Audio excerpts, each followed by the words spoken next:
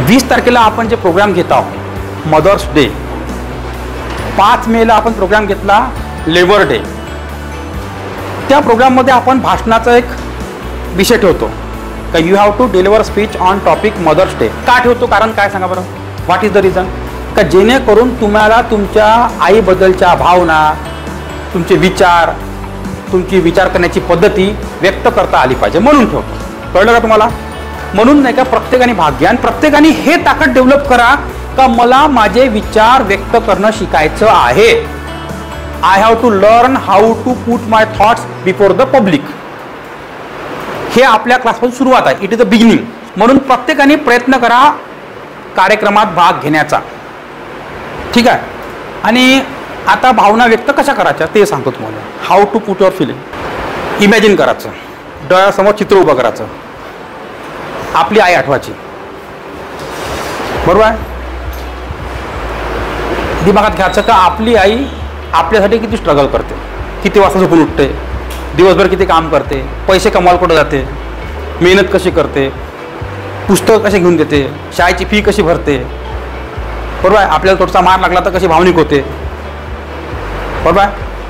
आपण मोठं बनलो पाहिजे, आपण काहीतरी बनलो पाहिजे म्हणून किती स्ट्रगल करते, किती लोकांना शिवा खाते. एका आईला जेव्हा आपल्या मुलाला घडवायचं राहते आणि वडील राहत नाही किंवा घरी कोणाचा सपोर्ट राहत नाही, तेव्हा तिला हजारो दरवाजात उभं राहावं लागते. काही लोकांच्या शिवा खा लागते, काही लोकांचं बोलणं ऐका लागते. कोणाकरता ऐका लागते? तिला तिच्या मुलाकरता ऐका लागते. कारण तिला वाटते की माझा मुलगा घडला पाहिजे, मी शिवा खाईन, लाता खाईन, पण माझ्या मुलाला घडवून, असं फिलिंग राहते तिच्या मनात. बरोबर आहे का नाही? राहते का नाही? तर ह्या फिलिंग नाही का आपण जागृत केल्या पाहिजे का एक आई कशी कशी स्ट्रगल करते. मग केस स्टडी आहे, हे झाली एक तुमची आई. मग काही लोक, काही प्रत्येक महिलाचा एक अलग अलग अभ्यास आहे. Every women has different study. प्रत्येकाचा स्ट्रगल अलग अलग आहे. बरोबर का नाही? तुमचे वडील स्ट्रॉंग आहे, ते पैसे कमवतात, आईला काही त्रास नाही आहे. आईला फक्त 2 टाईम स्वयंपाक बनवणे आहे, डब्बा करून देणे आहे, आणि तुम्हाला शाळेत ऑटो लावून दिला आहे, शाळेतही तुम्ही जाताय ऑटोनं, तर आईला तेवढा त्रास नाही आहे. पण काही आई अशी असेल, काही मदर अशी असेल का ज्यांना झिरोतून म्हणजे त्यांना पूर्ण जीवन स्ट्रगल आहे. तर हे सर्व आठवावं लागेल तुम्हाला. हे तुम्हाला मांडणी करावं लागेल. परफेक्ट मांडणी केव्हा करता माहिती आहे का? जेव्हा तुमच्यासमोर चित्र उभं राहते ना, एखादं केस स्टडी उभी राहते आणि तुम्ही ते केस स्टडीचं पिक्चरायझेशन राहते, तेव्हा तुम्ही परफेक्ट मांडणी करता मांडणी. जेव्हा तुम्ही मांडणी कराल पब्लिक समोर, तेव्हा नाही का पब्लिकला तुम्हाला इमोशनल करायचं आहे. हुबेहूब तो पिक्चर तुम्हाला पब्लिक समोर आणून दाखवायचा आहे, जशान तसाच है ना. माझ्या वार्डामध्ये एक महिला राहायची. ती गरीब घरची होती. तिचं लग्न झालं, तिला मुलं झाले, नवरा मरण पावला. पण तिची मनातून मनीषा होती, इच्छा होती की माझा मुलगा डॉक्टर बनला पाहिजे, माझा मुलगा इंजिनियर बनला पाहिजे. पण तिच्यापाशी मिस्टर मरण पावल्यामुळे पैसे नव्हते, तिचं बॅकग्राऊंड तेवढं चांगलं नव्हतं. पण तिची महत्त्वाकांक्षा होती की मी माझ्या मुलाला लढली पाहिजे. मिस्टर जिवंत असेपर्यंत ती घराच्या बाहेर जात नव्हती, घराचा प्रिमायसिस ओलांडत नव्हती, कारण सर्व तिचे मिस्टर सर्व करायचे. पण मिस्टर अचानक मरण पावल्यामुळे जे तिचे सासू-सासरे होते त्यांनी सपोर्ट देणं बंद केलं. मग ती एकटी पडली. पण तिनं प्रण केला होता का काही झालं चालेल, पण मी माझ्या मुलांना शिकवीन. मग ती घराच्या बाहेर निघाली. तिनं स्ट्रगल केला. तिला शिक्षण तिचं कमी होतं, तिला कुठं जॉब मिळत नव्हता. मग तिला वाटलं का आपल्यापाशी शिक्षण नाही आहे, आपल्याला जॉब मिळत नाही, आपल्यापाशी कोणती स्किल नाही आहे, आपल्यापाशी कोणता हुनर नाही आहे, तरी पण आपल्याला पोराला डॉक्टर इंजिनियर बनवायचं आहे. मग आपण काय केलं पाहिजे? बरोबर आहे? मग तिने धुणे भांडे केले, तिने स्वयंपाक केला. स्वयंपाक करूनही तिला वाटलं का आपणही काहीतरी आपल्या मुलांसाठी आपल्याला काहीतरी स्ट्रगल करावं लागेल. तिने शिक्षण शिकलं. ती पार्ट टाईम शाळेत गेली, पार्ट टाईम ट्युशन लावली, पार्ट टाईम कोचिंग लावली, पोरांनाही शिकवलं, स्वतःही शिकली. धुणे भांडे करून 4-5 घंटे वेळ घालून पैसेही कमवले, स्ट्रगल केली. आणि स्ट्रगल करत करत स्वतःला सेटल करत करत मेंटल बॅलन्स ठेवत ते मुलं मोठे होत गेले. ती शिकवत गेली आणि आता तिचे मुलं डॉक्टर आहे, इंजिनियर आहे, मोठ्या पदावर आहे. तिचा तो स्ट्रगल होता. म्हणजे ते तिचा स्ट्रगल तुम्हाला एक्सप्लेन करावं लागेल. मग त्या स्ट्रगल एक्सप्लेन करताना तिच्या मनात कोणत्या फिलिंग आल्या, ते केव्हा रडली, केव्हा हसली, तिने हे दिवस कसे फेस केले, समाज किती बेकार आहे, समाज एका महिलेला सपोर्ट करते का विरोध करते. कारण जेव्हा माणसावर पडती बाजू येते, मोडक्या कुपावर कोणी लाद देऊन जाते, चांगल्या कुपावर लादायची हिंमत होत नाही लोकांची. जेव्हा माणूस कमजोर होते तेव्हा 10 लोक फेवर करायचं तर कधी कधी विरोध करते, कधी कधी सपोर्ट करत नाही.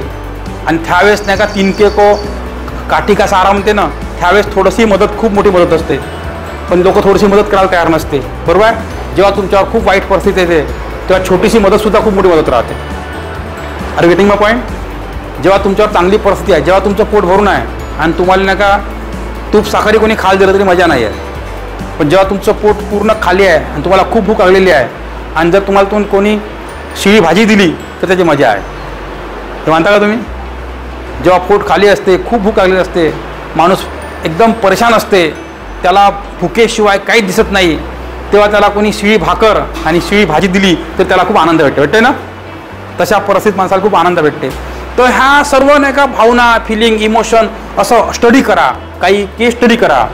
प्रत्येकाची अलग अलग केस स्टडी आहे. तुम्ही जे भाषण तयार करता तर तुमच्या यूट्यूबवर, गुगलवर जा, अलग अलग महिलाची केस स्टडी आहे. मदर टेरेसाची केस स्टडी आहे. ते हजारो मुला मुलींची आई बनली मदर टेरेसा. तिनं अनाथाच्या मुलांना एक घरी घेतलं, आश्रम काढलं. सिंधुताई सपकाळची केस स्टडी आहे, तर हजारोंची आई बनली. म्हणजे ती एका मुलाची आई होती, फक्त एका मुलाची. तो मुलगाही तिनं गोठ्यात जन्माला दिला होता. तिच्या नवऱ्याने तिला सोडून दिलं होतं. तिनं आपल्या हाताने नाही का नाळ कापली तिच्यावर मुलाची. तिनं भीक मागतलं भरपूर दिवस, तिला मार्ग सापडत नव्हता. हिंगणघाटच्या बस स्टँडवर तिनं भीक मागतलेला आहे. हा इतिहास आहे, इथं रेकॉर्ड. वर्धाच्या बस स्टँडवर त्यांनी भीक मागतलेला आहे, हा रेकॉर्ड आहे. भीक मागता मागता तिला फक्त अक्षर ओळख होती, अक्षर ओळख. तिनं कागदात भीक मिळे, काहीतरी वस्तू मिळे, तर ती अक्षर ओळख करू तिने वाचन करणं शिकली. मग 2-4 घंटे भीक मागायची, पोट भरायचं. मग पोट भरायला बाकी 5-7 घंटे वेळ खाली राहायचा. मग का करायचं, तर मग ती जुने पुराणे पेपर वाचायची, वाचन करू ती अक्षर ओळख शिकली. मग तिनं तिच्यापेक्षा बेकार लोक पाहिले, भिकारी लोक, का जे बुडा होता, मरणासन्न अवस्थेत होता, तरी पण तिनं पाहिलं काही जगण्याची इच्छा आहे, हा जगासाठी तडफडत आहे आणि मी एवढी जवान असून आत्महत्या करायचा विचार करत आहो. मग तिनं तो विचार सोडला आणि तिनं ठरवलं की आपण लोकांची माय व्हायची, आपण लोकांना जगवायचं. असं नाही का, म्हणजे अशा नाही का केस स्टडीचा स्टडी करा तुम्ही. मग त्याच्यावर तुम्ही नाही का कन्क्लुजन काढा, त्याच्यावर मग तुमचा विचार मांडा महिलांबद्दल. एक महिला कशी असली पाहिजे, एक महिला किती कणखर असली पाहिजे, एका महिलेमध्ये किती आत्मविश्वास असला पाहिजे, एका महिलेनं लहान वयापासून आपलं करिअर कसं बनवलं पाहिजे, हे कंडिशन का आली त्या महिलेवर, याचा अभ्यास करा. का तिला एवढा मोठा पहाड तिच्यावर कोसळलं, हे तिच्यावर परिस्थिती का आली. होऊ शकते तिने शिक्षण नसून शिकलं, ज्या वयात तिनं स्वतःला डेव्हलप केलं नसेल. येईल ना पा, एखाद्या माणसावर जेव्हा खूप वाईट परिस्थिती येते त्याच्या माणसा इतिहास असते ना. समजा तुम्ही आहे, तुम्ही इमानदारीने शिक्षण शिकत नाही आहे, तुम्ही इमानदारीने अभ्यास करत नाही आहे, तुम्ही इमानदारीने एखादी स्किल डेव्हलप करत नाही आहे, तुमचं वय तर वाढणार आहे. मग तुमच्यापाशी कोणती स्किल नाही, टॅलेंट नाही, अभ्यास नाही, आत्मविश्वास नाही, मेहनत नाही, स्ट्रगल नाही, विचार करण्याची क्षमता नाही, आणि अचानक तुझं लग्न झालं, वयानुसार लग्न होणार आहे, तुम्हाला मुलं बाळ झाले, काही कारणामुळे पती सोडून गेला किंवा पती मरण पावला, मग तुमच्यावर अचानक पहाड येते का नाही. मग तो अचानक पहाड तिच्यावर का कोसळला होता याचा केस स्टडी करा. मग हा बी केस स्टडी करा का आपल्या भारतातल्या 80%, 50%, 60% महिला ह्या समस्येमध्ये का आहे. याच्या मागचं कारण हे बी असू शकते का महिला स्वतःच्या करिअरविषयी अवेअर नाही आहे, महिला लघुउद्योग करत नाही, महिला बिझनेस वुमन नाही बनत, महिला शिक्षण शिकते पण फक्त शिक्षण डिग्रीसाठी शिकते, त्या नोकरी करता बिझनेस करता शिक्षण शिकत नाही. हे बी केस स्टडी होऊ शकते. तुम्ही याच्यावर मागोवा घ्या. तुम्हाला भाषण तयार करता म्हणून सांगतो तुम्हाला. भाषण तयार करणे म्हणजे काय होते का, भाषण तयार करणे म्हणजे तुमचे मतं मांडणे, म्हणजे देशामध्ये काय कंडिशन आहे, महिलाची कंडिशन काय आहे, एक आई कशी बनते, मग आईमध्ये एवढ्या मोठ्या एवढे मोठे संकट अचानक कसे तयार होते, मग ती कशी फेस करते, मग काही महिला ज्या फेस नाही करत त्याचा अंत कसा होते, त्याच्या मुलाबाळाचं काय होते, मग आई म्हणून कसं असलं पाहिजे, काय केलं पाहिजे, एक मुलगी म्हणून काय केलं पाहिजे, एक स्त्री म्हणून काय केलं पाहिजे, तिनं आपलं जीवन कसं घडवलं पाहिजे, ती जगली कशी पाहिजे, तिचं व्यक्तिमत्व डॅशिंग कसं असलं पाहिजे, या विषयावर बोला. भरपूर काही बोलण्याजोगतं आहे समाजामध्ये. आपल्या इंडियामध्ये एवढं बोलण्याजोगतं आहे कारण इंडियामध्ये हजारो केस स्टडी आहे. इंडियामध्ये एक बिझनेसमॅन महिलेची केस स्टडी आहे, आणि इंडियामध्ये खतम म्हणजे ज्या काहीच नाही करू शकल्या, आपल्या पोरावरालाही पालनपोषण नाही करू शकलं आणि स्वतः आत्महत्या, मुलांना घेऊन आत्महत्या करणाऱ्या महिलेचीच केस स्टडी आहे. अशाही महिलावर 2-2 मुलं घेऊन स्वतःचा जीव खतम करून टाकला, कारण का मी काही करू शकत नाही, माझ्या मुलाबाळाचं कसं होईल, मग आपण तिघेही मरून जाऊ. अशाही महिला आहे, याची बी केस स्टडी आहे. तर अलग अलग केस स्टडीचा अभ्यास करा. याचा तुम्हाला फायदा माहिती का होईल मी तुम्हाला सांगतो. जेव्हा आपण दुसऱ्याचं दुखणं समजून घेतो ना, तेव्हा आपल्याला आपलं दुखणं, आपली समस्या छोटी वाटते. आणि जेव्हा आपण लोकांचं दुखणं समजून घेतो तेव्हा आपल्यामध्ये एक जज्बा तयार होते का आपण काहीतरी मोठं केलं पाहिजे, आपण या महिलांसाठी लढलो पाहिजे. त्यातून तयार होते नेतृत्व. आणि जेव्हा नेतृत्व तयार होते ना, ते 1000 लोकांसाठी काम करते आणि 1000 लोकांना एक आसरा देते. म्हणता का तुम्ही गोष्ट? हे तुमच्यात नेतृत्व केव्हा तयार होईल माहिती आहे? जेव्हा तुम्हाला समस्या दिसेल समाजामध्ये, मग तुमच्यामध्ये हे तुम्हाला माहीत पडेल का समस्या आहे, पण मी नेतृत्व आहो, मी समस्या सॉल्व्ह करू शकतो, माझ्यामध्ये कॉन्फिडन्स आहे, मी लढू शकतो. तेव्हा तुम्ही लीडर बनाल. जगात जेवढे लीडर बनले आहे मोठमोठे, त्यांना पहिले समस्या आयडेंटिफाय केली आहे, समस्या आयडेंटिफाय केली आहे, मग सोल्युशन शोधला आहे आणि मग नेतृत्व केलं आहे. मला माहीत आहे भाषण बोर मारते काही लोकांना, कारण काही लोकांची थिंकिंग पॉवर कमी असते. तो थिंक नाही करू शकत, तो पिक्चराईज नाही करू शकत, जे मी बोलतो ते गोष्ट तो रिअलाईज नाही करू शकत, तो असेस नाही करू शकत, म्हणून त्याला बोर मारते. ज्यानं त्या गोष्टी असेस केल्या आहे, रिअलाईज केल्या आहे, पिक्चराईज केल्या आहे, त्या फिलिंग मनात तयार केल्या आहे, इमोशन मनात तयार केलं आहे, त्याला बोर नाही मारत. Are getting my point? Have you understood my point? कळलं का तुम्हाला? कारण कसं आहे, जीवन हे फक्त शाळेपुरतं नाही आहे बरं. Go in the school, sit on the bench, listen the sir, do write on the book, solve the paper and pass in the exam. जीवन हे हा क्लास म्हणजे काही नाही आहे. क्लास म्हणजे एक लहानचा कंपार्टमेंट आहे फक्त. जीवन याच्या बाहेर सुरू होते. जीवन हे सराउंडिंगमध्ये सुरू होते. जीवन हे आसपासच्या लोकांचं दुखणं पाहून सुरू होते. जीवन हे आसपासच्या लोकांचे उद्योग पाहून सुरू होते. जीवन हे आसपासच्या लोकांची सिच्युएशन पाहून सुरू होते. That is the real life. कळलं तुम्हाला? कळत आहे का? तर तुम्हाला नाही का माझी अशी इच्छा आहे, who can deliver the speech in English, they must deliver speech in English. But who can't deliver in English, even they have a chance to deliver speech in Marathi. पण जे नवीन लोक आहेत, जुन्या लोकांनी इंग्लिशमध्ये द्या. तुम्ही you have to put your feeling in English language. It will be international speech. कारण English can understand whole world, Hindi can understand only India, and Marathi can understand only Maharashtra. So if you have a caliber to deliver the speech in English, I request you must deliver your speech in English. आणि speech देताना का इतकी practice करा भाषणाची, इतके केस study करा, इतकं material collect करा का तुम्हाला ते फिलिंग तुमच्या मनात तयार झालं पाहिजे. पहा एक स्पीच कशी आहे पण सांगतो. एक आहे पाठ केलेली स्पीच. त्या स्पीचमध्ये ना फिलिंग राहत ना इमोशन राहत, फक्त पाठ राहते. Mother's day is very important day. Mother Teresa was a woman. She nourished numbers of daughter and son. So we are going to celebrate Mother's Day. It is very important day. बस feeling काहीच नाही. कळलं? Feeling आल्या पाहिजे. Feeling केव्हा येईल? जेव्हा तुमचं अवांतर वाचन राहील, वेगवेगळ्या केस स्टडी तुम्ही अभ्यास करा. पहा मी तुम्हाला फॅक्ट सांगतो. मी MBA केला डिस्टन्स कोर्स म्हणून. MBAमध्ये काहीच नाही आहे. हिंदुस्तान लिव्हरच्या कंपनीचा केस स्टडी आहे, धीरूभाई अंबानीचा केस स्टडी आहे. का हे लोक कसे वाढले, मग तुम्ही कसे वाढा?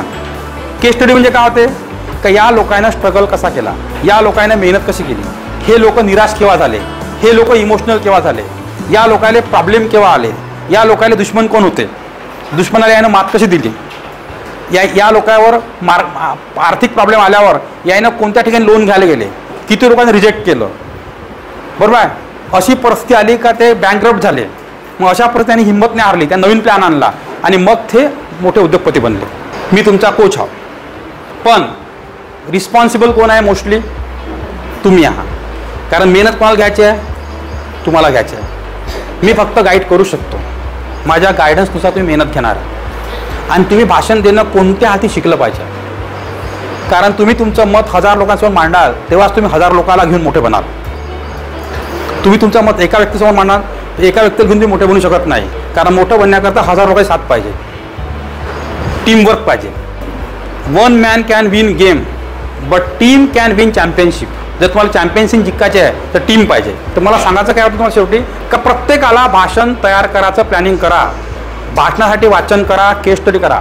भाषण, टीचिंग, संचालन, डिबेट, प्रेझेंटेशन हे तुमचं भविष्य घडवणारे विषय आहे. बरं मी तर असं म्हणेन का एक वर्ग कमी शिका आणि हे पहिले शिका. एक महिला होती अमेरिकेला. There was a one lady in America. तिचा एक लहानचा मुलगा होता. She had a one son. ती मुलाला घेऊन मार्केटमध्ये आली होती किराणा घेण्याकरता. अचानक का झालं, एक ड्रंकन ड्रायव्हर, दारू पिलेला ड्रायव्हर होता. त्याच्या ड्रायव्हिंगच्या त्याच्या हाताने काय झालं, तिच्या मुलाला डॅश लागली जोरात. काय लागली? डॅश. आणि डॅश इतकी भयानक लागली का तिचा मुलगा ऑन स्पॉट मरण पावला. ती एक हाऊसवाईफ होती. हर सन डाईड ऑन स्पॉट. तिला एवढा राग आला, एवढा गुस्सा आला, ती पागल झाली. तर तिच्याकरता मुलगा सर्वस्व होता. Her son was everything for her. She became crazy. ती पागलावणी करायला लागली. तिला एवढा राग आला त्या दारू पिणाऱ्या ड्रायव्हरचा का तिला वाटलं का यार दुनियामध्ये दारू पिणारे ड्रायव्हर आहे म्हणून हे प्रॉब्लेम आहे. मग तिनं दारू पिणाऱ्या ड्रायव्हरचा तर आवाज उचलला. She rose arose voice against the drunken driver. She fought against drunken driver. तिनं अमेरिकेत मोठं आंदोलन उभं केलं. तिनं 5-50 महिलासोबत घेतल्या. त्या राग एवढा भारी होता का तिनं 50 महिलाच्या घरी गेली, त्याला विनवणी केली का हे आपल्याला बंद करायला लागेल, हे चुकीचं आहे, दारू पिऊन ड्रायव्हिंग करणं चुकीचं आहे, सरकारने यानं लायसन कॅन्सल करायला पाहिजे. तिनं 50 महिलाला गेली. पहिलं 50 महिलाला कन्व्हिन्स केलं. मग कन्व्हिन्स केल्यामुळे 50 महिला सोबत आला तिच्यावाले. दे केम विथ हर. आणि ते एवढं मोठं आंदोलन तयार झालं अमेरिकेमध्ये. एवढं मोठं आंदोलन तयार झालं का ते साधारण हाऊसवाईफ होती हे मग अमेरिकेतली मोठी नेता बनली. एवढी मोठी तिला पुरं अमेरिकेतले बरेचसे लोक मानायला लागले. तिनं नवीन कानून कायदे पास केले आणि ते अमेरिकेच्या टॉपच्या नेत्यामध्ये गिनली गेली. तर घटना एक लहानची होती. त्या घटनेने त्या जीवनावर एवढा मोठा परिणाम केला का ती मोठं नेतृत्व तयार झाली. हे केस स्टडी आहे बरं. तर कधी कधी एक लहानची घटना राहते, त्या घटनेकरता माणूस लढते आणि आपोआप त्या घटनेच्या माध्यमातून तो मोठा बनत जातो. समजला का मला मुद्दा काय? म्हणून नाही का प्रत्येक प्रॉब्लेममध्ये एक संधी असते. There is a opportunity in all problem. संधी असते बरं. प्रत्येक समस्या संधीची सुरुवात असते. Every problem is the beginning of chance. म्हणून कोणतीच समस्या नसते. There is no problem for ever. समस्या हे संधीची का असते? असते. होऊ शकते ज्याला कोणाला खूप मोठी समस्या आलेली आहे, समजा त्या जीवनामध्ये मोठी संधी आहे, that is a big chance. अरे समजा मी तर 4x4 मध्ये खेळत आहो सध्या. पण समजा एखादी असा घटना घडली का मला मैदानात उतरावं लागलं आणि मी 1000 लोकांना भाषण द्यायला लागलो, लाखो लोकांसोबत चर्चा करायला लागलो, तर होऊ शकते मी मोठा नेता बनीन. आता घटना घडली एवढी मोठी, घटनेमुळे मला बाहेर निघायला लागलं. बाहेर निघालं म्हणून मी मोठा बनलो. असं होते का नाही? एखादी महिला घराच्या घरात राहते पण एखादी घटना घडते, तिला घराच्या बाहेर निघायला लागते, तर ती काहीतरी वेगळी बनते. मग होते का नाही? तर ह्या सर्व गोष्टीचा मायक्रो स्टडी करा, थिंकिंग करा मुद्द्यावर आणि चांगलं स्पीच तयार करा. एकदम असं स्पीच तयार करा का तुमचं स्पीच एकदम इमोशनल, एकदम स्टडियस, परफेक्ट, रिअल पिक्चर तयार करणारं, वास्तव मांडणारं, लोकांना मोटिवेशन देणारं, जीवन जगणं शिकवणारं, आत्मविश्वास तयार करणारं असलं पाहिजे. राहील का? असं स्पीच तयार करा. एवढी मेहनत घ्या तुम्ही. हा पॉईंट बघा ठेवा. अभी नाही तो कभी नाही. Do or die. करो नाही तो मरो. आणि hit man for the fit job. जीवन एकच वेळा भेटलं आहे. संधीचं you convert your chance into golden chance. संधीचं सोनं करा. संधीचं सोनं करायसाठी मेहनत घेणं आवश्यक आहे. बरोबर? हे संधी आहे तुम्हाला तुमच्या कुटुंबाचं दिशा चेंज करायची. ही संधी आहे तुम्हाला गरिबीतून अमीर बनण्याची. ही संधी आहे तुम्हाला आत्मविश्वास दाखवून नेतृत्व तयार करण्याची स्वतःमध्ये. ही संधी आहे तुम्हाला जगाला दिशा देण्याची. ही संधी आहे तुम्हाला काहीतरी वेगळं करून दाखवण्याची. संधी आहे बरं. संधी हे वारंवार येत नसते. वयसुद्धा वारंवार येत नसते. एक वेळा तुम्ही म्हातार होत आहे, जवान राहणार नाही. 4x4 मध्ये कोणी राहते. भांडे घासणं, धुणं, घरचा स्वयंपाक करणं, तेच रुटीन हजारो वर्षापासून हजारो महिला करत आल्या आहेत. त्याच्यामुळे कोणाच्या जीवनात क्रांती घडलेली नाही आहे. क्रांती घडण्याकरता घराच्या बाहेर निघणं आवश्यक आहे. काहीतरी वेगळं करून दाखवणं आवश्यक आहे. आपलं व्यक्तिमत्व हजारो लोकांना प्रेरणा देणारं बनलं पाहिजे. त्याकरता अशा गोष्टी करणं आवश्यक आहे. जेव्हा तुम्ही हजारो लोकांसोबत बोलणं शिकाल तेव्हाच तुमच्यामध्ये नेतृत्व गुण येईल. आणि जेव्हा नेतृत्व गुण येईल तेव्हाच तुम्ही हजारो लोकांच्या जीवनात प्रभाव टाकाल, हजारो लोकांचं लाईफ घडवू शकाल. जेव्हा तुम्ही टीचिंग स्किल शिकाल तेव्हा तुम्ही 100 विद्यार्थ्याला घडवू शकाल. आणि तुम्हाला मोठं बनण्याकरता ह्या गोष्टी पूरक आहे म्हणून ह्या गोष्टी कराव्या लागतात. आपल्याला कम्युनिकेशन स्किल नावाचा विषय शिकायचा आहे, टीचिंग स्किल नावाचा विषय शिकायचा आहे, संचालन विषय शिकायचा आहे, डेमो विषय शिकायचा आहे, प्रेझेंटेशन विषय शिकायचा आहे. हे शिकणं अत्यंत आवश्यक आहे मालक बनण्याकरता.